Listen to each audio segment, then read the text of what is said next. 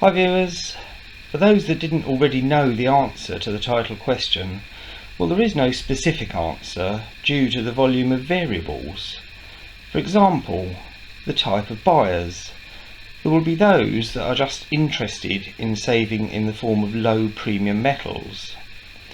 There are those who are collectors of various series of coins or vintage bars. There are those who flip sought after pieces to either add more to their stack for free or to reduce the overall cost of their stack. And of course we cannot forget the numismatists who collect not only pieces they can enjoy but also preserve some of their wealth in a hobby that has the possibility of maintaining a financial value unseen in many other hobbies. This video is about a different variable, and that is location. This video does appear to be a long video, but there is a very justifiable reason, and hopefully if you stay watching you will be able to gain some useful information, and hopefully viewers will get an insight as to what other stackers and collectors around the world are doing. What follows are views from individuals from around the globe on what they think is good to hold as an alternative to paper money. I will start with my personal opinion on stacking in the UK. For those that don't know, we have a 20% tax on new silver. There are obviously ways of buying that silver without the tax, but I do not publicly promote those sources, as I am in no doubt that doing so will see those options shut down by government. Buying silver on the secondary market is a great option for us, as you can buy some of the more obscure pieces like these modern German silver coins for pretty close to spot. Some of which are even proof issues, like this Papua New Guinea proof set, or this New Zealand Parliament House crown, and even an Austrian thaler. There is also a glut of Royal Mint proofs that were possibly given as gifts years ago to people who have little interest in them. So these are available close to spot also. It's a 1970s crown and a 1990 silver-proof crown.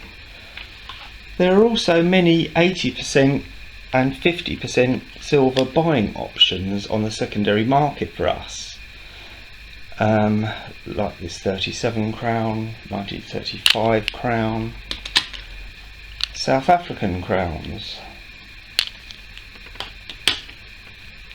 Bermuda crowns, Mexican 72%, Canadian dollars 80%,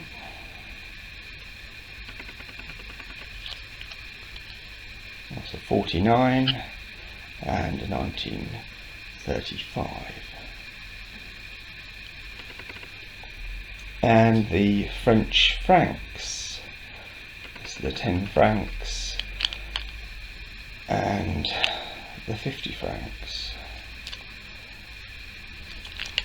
Some of these obviously have a collectability value above spot price. My preference on these is to get them in a higher grade as possible, as the future value is then not tied so closely to the spot price. And a little last one in here for you numismatists, a 1911 Mexican un peso caballito in XF condition.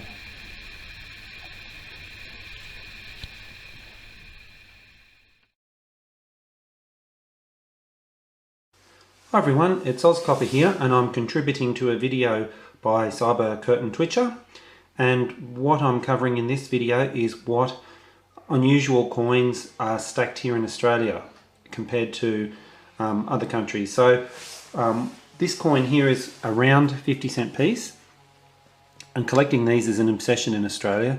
They were only issued in 1 year, in 1966, and each coin contains 1/3 of an ounce of actual silver. The coins are 80% silver, but each coin contains 1/3 of an ounce of full silver in it. So that's what they look like. I got 2 minutes doing this for CCT. Last time I did it, ended up being 6 minutes. Basically, it's trying to put together something about different parts of the world and how you can get and not get your silver. The number one most available silver in the whole of the Middle East has and always will be what they call the French franc, which we all know as the Teresa thaler. This is available all around the Middle East. It's probably one of the cheapest coins that you can buy. Restrike with the X, and these are still made today in Sudan and so forth and so on. A lot of our old coins had silver in them, so 90% silver, made by the U.S. Mint. You can get these, but again, these are cost you about $1 a gram. Some of them are even rarer and cost more. A lot of these were turned into jewelry. Today we have some modern commemoratives, and these are also very expensive. These come out, to celebrate a special day or a special year for doing something or other. So this was for 2009. That was for the oil shipment. I'm just trying to do this as fast. This is for King Abdulaziz, first king of Saudi Arabia. Again, very expensive stuff, and that's what was readily available. Then we had some, dealers that started to pop up, or jewelers, something like similar to APMEX and so forth, that started to make their own bars, something like this. So this is from the state of Qatar, and it's actually made by Q Gold. And they try to, again, these are about $30, $35, and as you can see, it's got a company name on it, which I'm not too happy for. Then you've got companies that also hand out, as part of their, commemoratives, 25th anniversary, as silver here is seen as, money, gold and silver is seen as money. And then we've got, new companies that are coming in now that have expanded and started to create things, similar to what was the old money, 20 dirhams. You've got the silver content on it, 50 grams, and these are now, becoming more available and readily available. We've also got money that is actually still being circulated, so something similar to this, and I know you guys have seen this. These are actually still being used in about 13, 14 countries today, and you can check out the videos on that. And basically today the cheapest form of silver that you can buy here is always going to be in bar form. So we've got, this was Nadir, which is a Turkish mint, 500 grams silver. But again, you're still going to be paying a little bit of a premium more than what you would be paying in the West. And that is because for some reason silver just has a high premium here, whereas gold doesn't, 1 to 2%. So, and here's another one from Kalodi. This is from Dubai. Again, so if you want to be able to buy this as close to spot as possible, you'd have to buy it from a bank. The issue with that is the banks sell you 25 kilograms. Although there are some websites now that have just recently started coming up that have bars like this for very close or really close to spot. One reason why I'm going with the Silver Eagles as a staple of the quote stacking adventure that we're on here, it is the most liquid, and I've found that whatever country you live in, whatever is the 1 ounce bullion or closest to it, whether you live in Czechoslovakia, it may be a Philharmonic or whatever. Of course, here in the United States, it would be the American Silver Eagle. In Canada, it would be the Canadian Maple Leaf. In Mexico, the Libertad and the like. But it's very highly recognizable.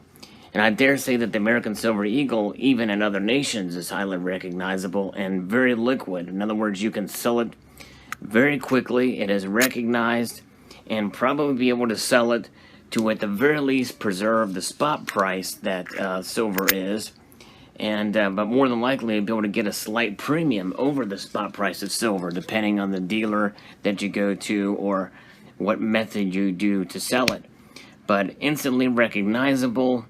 Very, very popular, and if you're just into collecting ounces and want no question as to what you have, the authenticity and the like, American Silver Eagles are the way to go.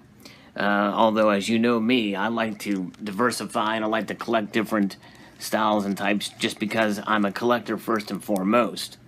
But nonetheless, there you have it. A quick video here just to help out CCT.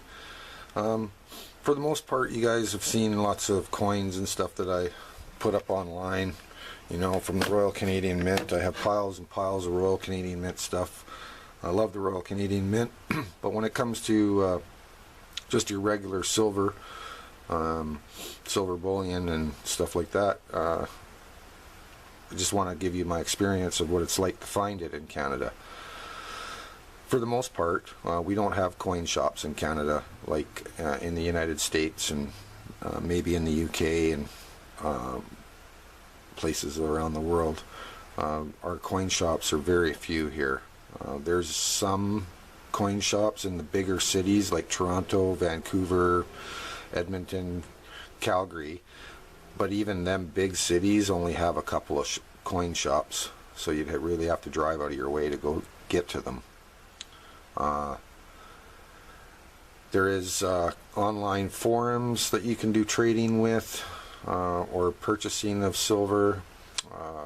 Kijiji is another source, but for the most part you're buying online through online coin shops and online coin dealers. So it's pretty tough to find silver really cheap above spot. Usually you have to pay a bit of a premium to get it. If you hunt around, you can get you know, Canadian 80% silver for just a little bit above spot. Myself, I've been doing this for a while, so I know a lot of people, and I get notified of stuff that's out there that we can pick up. Usually it's an email or a phone call to another guy and you can meet up or whatever, but for the most part it's online purchasing when it comes to buying bullion, Canadian maple leafs, this kind of stuff, you know. That's what I stick with, is the Canadian bullion for the most part, unless I can find a deal somewhere else or somebody gives me a heads up on something that I could pick up for a good deal and work it out with them on a trade or whatever. But for the most part, you guys, it's online dealers and online coin shops in Canada, unless you live in the bigger cities. So hope that helps, and we'll talk to you later.